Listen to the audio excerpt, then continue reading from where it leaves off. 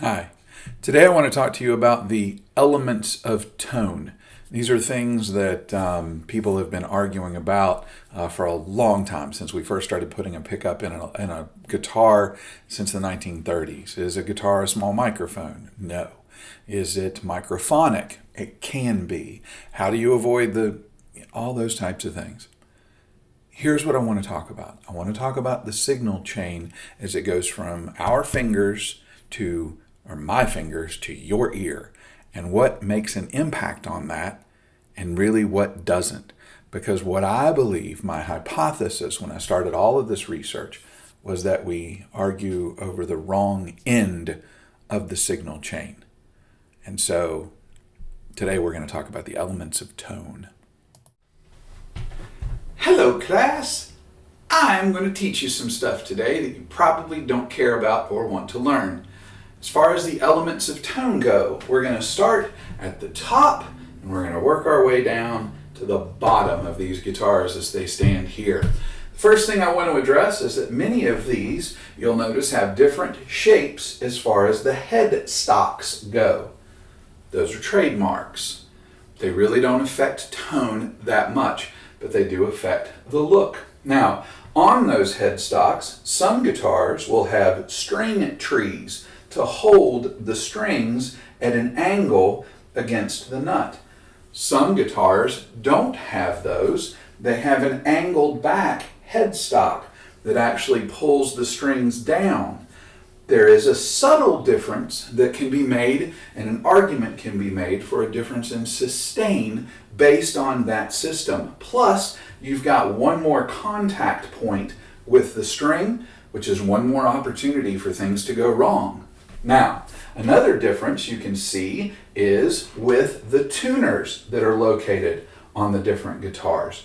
This guitar, for example, has what's called locking tuners, and that means you put the strings into the little hole in the tuning peg and tighten them down. They hold the string in place, and that makes it much easier to change the strings. Now, it doesn't really save that much time when you compare it to, say, a guitar like these that has a small hole in the tuning peg that sticks out that you stick the string through, and then you wind it with a string winder. Maybe about 15 seconds difference per string change per guitar. Really not a significant amount. Although some people do prefer the locking tuners, they mistakenly believe that it helps a guitar stay in tune longer. It really doesn't once the strings get stretched and become stable. The next thing that people talk about making a difference in the sound, and another thing that people buy for guitars, is the nut that's located on the top of the neck. Now, these are made out of synthetic materials, i.e. plastic or bone, and people think that that makes a difference. It makes what I would determine, or what I would label, an infinitesimal difference in tone. Now, here is another thing though. This is where things can go wrong. It doesn't matter what material that's made out of. If it's bad, it's going to affect the guitar. If the strings can't move through it smoothly, then it's going to be a nightmare to tune and keep in tune. But if they get stuck in it, that's another nightmare. So this has to be in shape, but the material doesn't matter nearly as much. Now, you may have noticed some of the fretboards are dark in color and some are light in color. Some of these are made of a material called palferro. Some of them, actually none of these, are ebony. One is carbon fiber and some are rosewood. Now, this darker wood has been proven to have a subtle but yet somehow distinct effect on tone. I was shocked to see that. I'm not entirely sure why. I just know that it has been proven to have a small but perceivable difference. Then you move into the way that the neck connects to the body. All of these guitars are what's called a bolt-on neck, which means the neck and the guitar bodies are separate. That was a design intentionally done so that if you happen to break it while you're on the road, you can just go in and pick up another part and replace it. Now, the full-size version of the Les Pauls and some other guitars have what's called a neck through body, where the neck goes into the body and is held in place. A lot of people comment that that gives you a little bit of a thicker tone, a wider frequency response, and also a little bit more sustain because the mass between the nut and the bridge seems to be more, and they indicate that that's a plus or a go-to. Now, as far as the body shape goes, a lot of people tell you that there's a difference in the body shape and the way that it forms. Here's an interesting fact. Les Paul, a name that you may know, invented a guitar that was called a log. It was made out of a 4x4 brick of pine connected to a Gibson neck. He took it to Gibson and Epiphone, and they, of course, were not interested in this electrified guitar, yet it was used on several recordings of the time. I believe Bing Crosby and the Andrews Sisters. So it was good enough to record, but they didn't like the way that it looked. So he went home and he took an Epiphone and he cut it in half and he glued the parts of the body to the neck of the log. And years later, when Gibson would jump in, they would use that design to form the basis of what we commonly know as the Les Paul now. So body shape really may not have that much to do with it. It has more to do with something else that I'll get to. Bridge. These are hardtail bridges, which means they do not fluctuate. There is no vibrato bar that's involved in them. Some people think that gives you, again, a little bit more sustain. Maybe it's perceivable, maybe it's not. I haven't really found a significant difference in the guitars that I have that do string through, as well as the guitars that are surface mounted, but I can tell you that the vibrato, if you use the whammy bar or the vibrato bar, it is more difficult to keep in tune if you don't keep it mechanically sound. Now, another difference that people talk about are the saddles, which are the part on these bridges where the strings make contact. These are brass, and I put them on this guitar specifically to see if tonally I could tell a difference. Again, perhaps perceivable, but infinitesimal. If it were being played by itself, you really couldn't tell. Now, what's the most important thing as far as electric guitars go as it relates to tone? It's very simply the pickups. Be they single coil, a P90 style, a dual coil humbucking pickup, or the way that they're manufactured as far as a Telecaster pickup versus a Stratocaster pickup, or a mini humbucker pickup versus a lipstick pickup. That probably has the most difference in the way that an electric guitar sounds. But how significant is it when it comes to the overall chain? Let's take a look.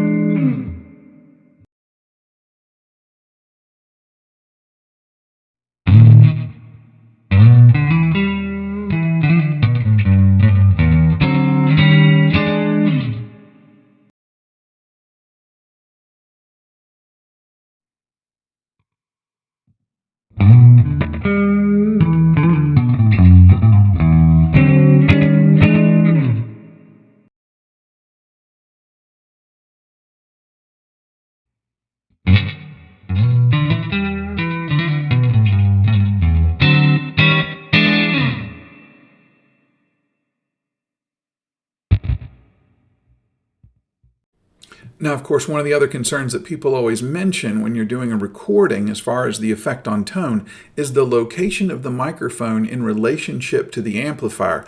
Not just that, but the type of amplifier that you're using, the size of the speaker that you're using, and whether or not the microphone is in the center of the cone, the middle of the cone, the side of the cone, what angle that microphone sits, at which angle that microphone sits, and the frequency response and type of microphone that is. So,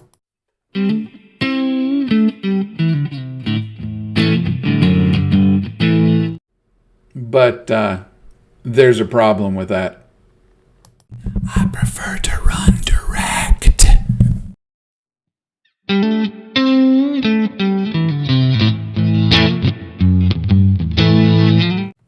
So by running direct, I eliminate most of the concerns with the microphone location, with the amplifier, also with fire engines, people knocking on the door, my cell phone, my watch alarm, all those type of things. That's the reason I run direct, is it's easier, it's cleaner, and the sound quality is much better.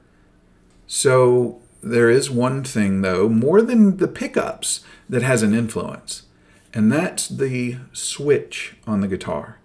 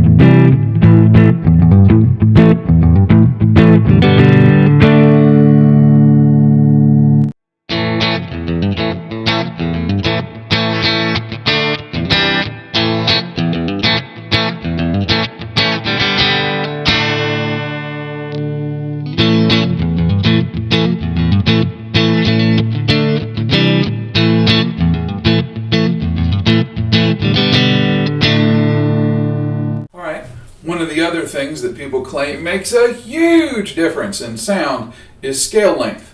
The length between the nut and the saddles on the bridge. So let's just check this, shall we? This one, Little Dita, comes in right at 20 inches. This one, my Pastor Caster, comes in right at 25 and a half. So it's a 5.5 inch difference in the scale length between these two guitars. How much is that going to affect tone? Let's take a look.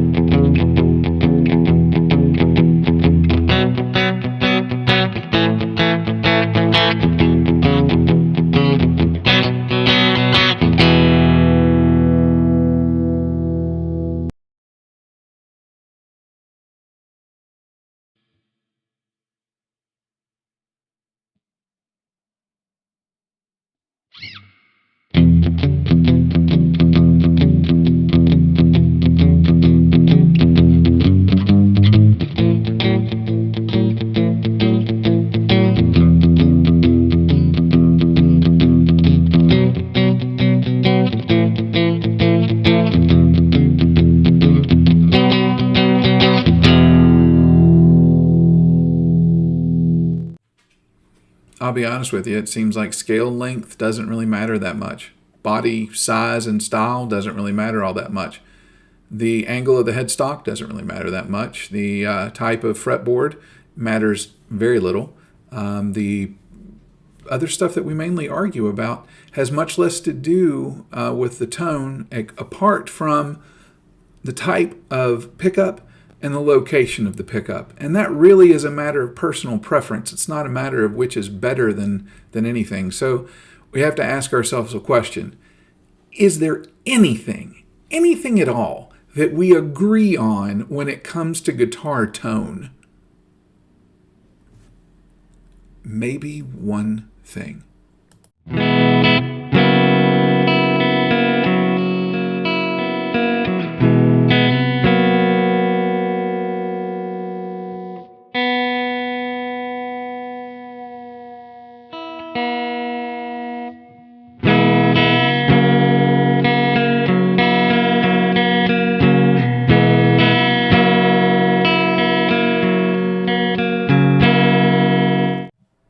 For the love of God and all that is holy, I beseech thee, tune it. Truth is, you can drive yourself crazy chasing down any of these things.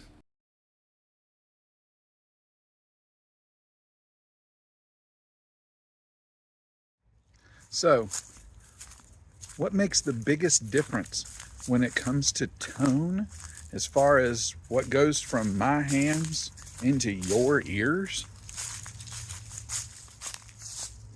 The answer is closer than you think. Because it mostly depends directly on this.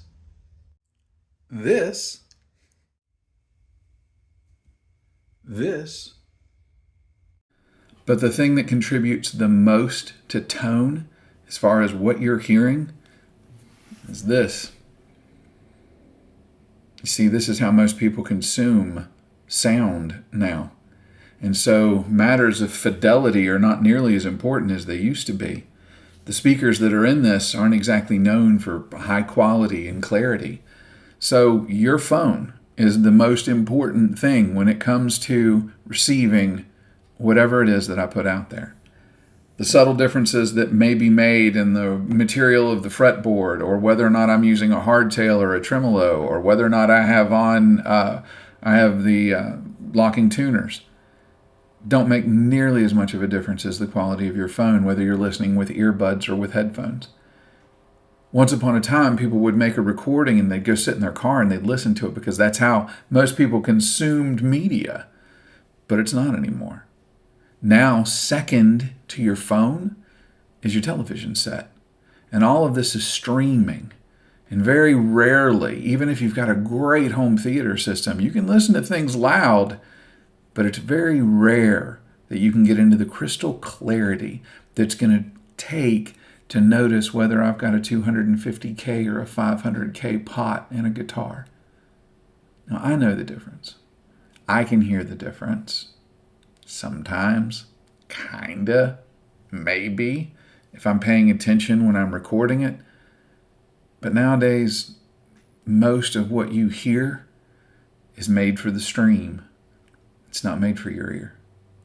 So, what's the most important thing when it comes to guitar tone? Not worrying so much about tone. Just play, man. Just play. That's all there is to it.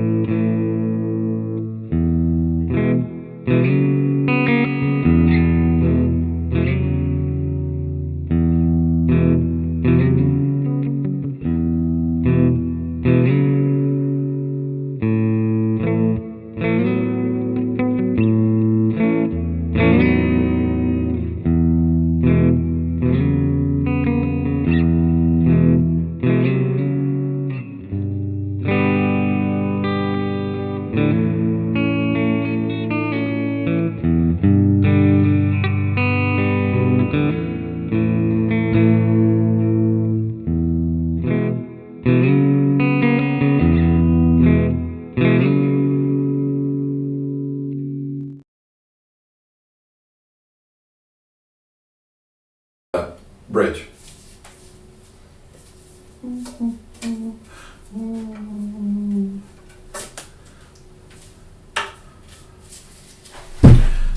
More drum major than rifle corps.